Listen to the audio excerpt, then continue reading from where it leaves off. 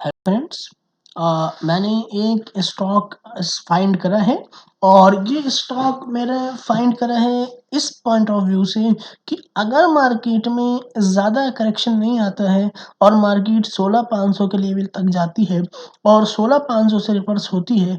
इससे पहले जो मेरी वीडियो आई थी वो थी डेंगी डम्प्स में, उसमें मार्केट अगर 16,000 तक जाती है तो उस कंडीशन के स्टॉक के ऑर्डर एग्जीक्यूट होने की प्रोबेबिलिटी थी। अब जिसके बारे में मैं डिस्कस कर रहा हूँ ये होगा अगर मार्केट 16,500 जाती है, उधर से रिवर्स होती है तो इस ऑर्डर के एग्जीक्यूट होने की प्रोबेबिलिटी होगी। मैं इन सब के ऊपर बात करूँ इससे पहले मैं डिस्क्लेमर दे दूँ, this video is just for educational purposes, no one will be held responsible for any kind of loss और प्रॉफिट बिफोर इन्वेस्टिंग और taking any kind of trade. Do consider with your SEBI registered financial advisor. All the data and details will be shared in this video only and only just for educational purposes and only for the learning basis. So अब मैं आता हूँ मुद्दे की बात पर। Let's get back to business. देखिए, मैंने जो स्टॉक सिलेक्ट करा है इसका ना को सिंबल है चोला होल्डिंग, जिसका नाम होता है चोलामंडलम होल्डिंग फाइनेंस। इस कंपनी का नाम है। इसके अंदर एक बहुत सिंपल सा स्ट्रक्चर और बेस बना और बहुत ही स्ट्रॉन्ग बेस जो मुझे लग रहा है और दिख रहा है।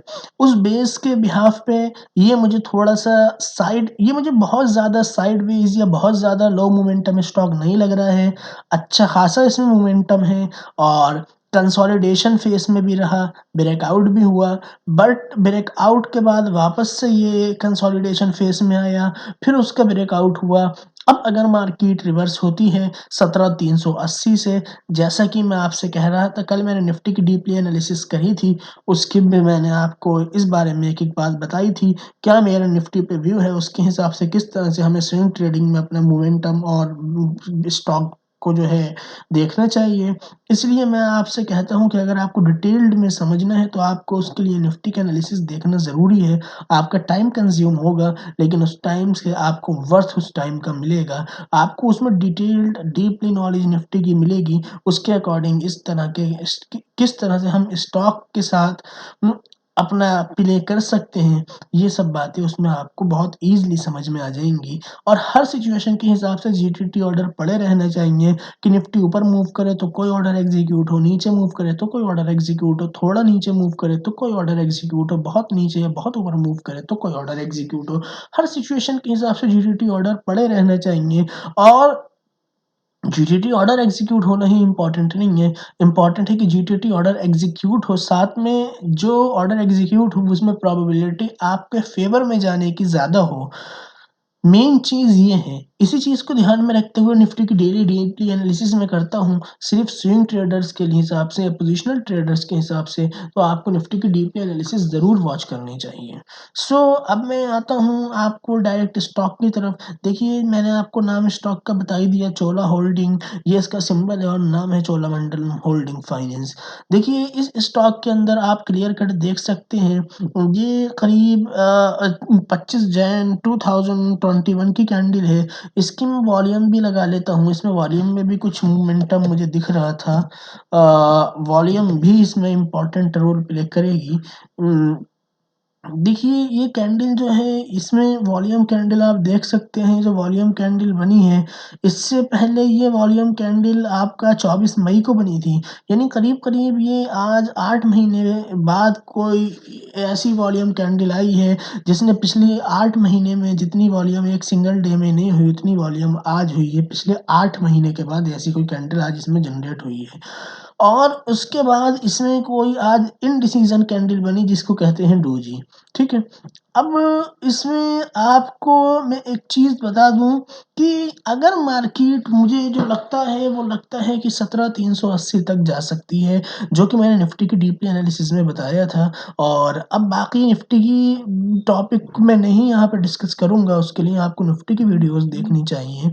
और फिलहाल मुझे लगता है कि अगर मार्केट 16,500 तक गई तो इसको जो है वापस से ये लेवल जो इसका मल्टी टाइम सपोर्ट है 620, 627, 626 और यहाँ पे देखिए 626, यहाँ पे देखिए 600 635, 640 और इसके पीछे आइए, इससे पहले ये देखिए यहाँ पे 622 इस ब्रेकआउट के बाद वही रिट्रेसमेंट लेवल बना। इससे पहले इसका ये रेजिस्टेंस था 620 इसके बाद ये देखिए 620, 620 तो ये एक तरह से पिछले 1 साल के सपोर्ट और रेजिस्टेंस है। पहले ये रेजिस्टेंस था और बहुत स्ट्रॉन्ग रेजिस्टेंस की तरह ये रिएक्ट करता था। फिर बाद को ये सपोर्ट बना ब्रेकआउट के बाद पहले तो यहाँ पे ये जो इसका रिट्रेसमेंट था उसका सपोर्ट बना, फिर ब्रेकआउट आगे मूव हुआ, फिर वापस नीचे आया, फिर वही लेवल इसका सपोर्ट बना 600 का और फिर इसके बाद जो है इसने वापस कंसोलिडेशन शुरू करा, फिर ब्रेकआउट हुआ, फिर वही लेवल इसका सपोर्ट बना, फिर ब्रेकआउट हुआ। अब अगर फिर रिट्रेसमेंट होगा तो फिर जिस हिसाब से इसका चार्ट पैटर्न है उस हिसाब से यही लगता है कि वापस से यही लेवल 620, 610, 605 इसका सपोर्ट बनेगा। अब इसमें 2 तरह के ट्रेड हो सकते हैं। इसमें 2 तरह के ट्रेड हो सकते हैं। ट्रेड नंबर 1 कि अगर आप मार्केट में थोड़ा एक्टिव रहते हैं, तो आप मार्केट में चाहें तो इसको इस तरह से ट्रेड कर सकते हैं कि मार्केट अगर नीचे जाएगी 16,500 16,600 तो इसमें आपको 640 का लेवल ईज़िली मिल जाएगा। आप चाहें तो उसमें डायरेक्ट जीटीटी ऑर्डर लगा कर रखें और एंट्री आपकी एग्ज़ीक्यूट हो जाएगी, ठीक है? अब उसमें स्टॉप लॉस आपका 615 रहेगा जिसके होने की प्रोबेबिलिटी काफ़ी कम रहेगी, जो कि 4% हो जाएगा उस लेवल से और इसमें टारगेट जो है 10% का सिर्फ रहेगा, जो कि 704 रहेगा। अच्छा इसमें टारगेट हर चीज़ में 12-13% पॉसिबल नहीं है 4% इसमें टारगेट रखा जा सकता है, जो कि ईज़िली अचीव हो जाएगा और मेरा मानना है अगर इसमें टारगेट आएगा तो 10 से 15 दिन इसमें टाइम कंज़्यूम ये करेगा। 5-6 दिन भी हो सकते हैं लेकिन एक एवरेज मुझे लगता है ये 10 से 15 दिन टाइम कंज़्यूम कर लेगा। लेकिन ये है कि ये मार्केट की गिरती हुई मार्केट में ये आपको बचा के रखने की प्रोबेबिलिटी ज़्यादा रखता है। गिरती हुई मार्केट में अगर आपको अपने आप को डिफेंड करना है, तो मुझे लगता है इस स्टॉक के साथ आप खड़े होकर अपने आप को गिरती हुई मार्केट में डिफेंड कर सकते हैं, अगर आप प्रॉपर वे में लेवल्स को फ़ॉलो करें। अच्छा इसमें एक वॉल्यूम का ब्रेकआउट है लेकिन कैंडल इनडिसीजन है, वॉल्यूम इन हुई है लेकिन कैंडल इनडिसीजन है, प्लस लगभग क्लोजिंग नियर बिल्कुल इसके जो है एक जो चैनल है उसके पास है, मार्केट एक थोड़ा बहुत नीचे क्लोज़ होगी, तो इसकी प्रोबेबिलिटी हो जाएगी कि ये अपने चैनल में वापस आ जाए और अगर चैनल में वापस आता है, तो कोशिश यही रखनी चाहिए कि इसमें एंट्री चैनल के बॉटम पे मिले।